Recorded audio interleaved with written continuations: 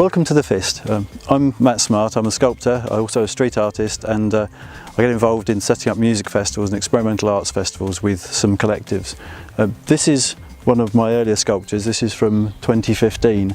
It's made of molehills on a resin frame, so it's quite light, and that means it's transportable for moving around in street positions and in festivals.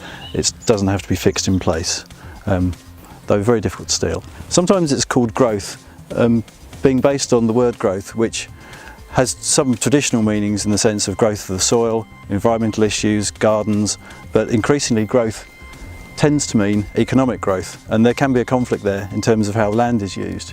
So this fist represents the strength of the land and our place within it, and partly that we are part of the soil. So in effect it is a human representation of the land. There's no difference really between us and the circulation of nature. You know, we depend upon it, and actually we have a strong interaction with it.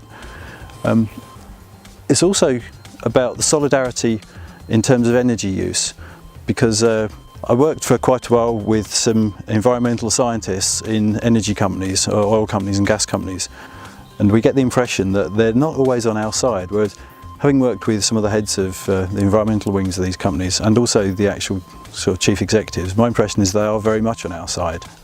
They do try and extract in a quite sustainable way, which may sound very surprising, but I think often the perception is based on the demand that's placed on the land, which the companies have to try and fulfil. And actually, in terms of solidarity, part of what we may see as overexploitation is caused by us.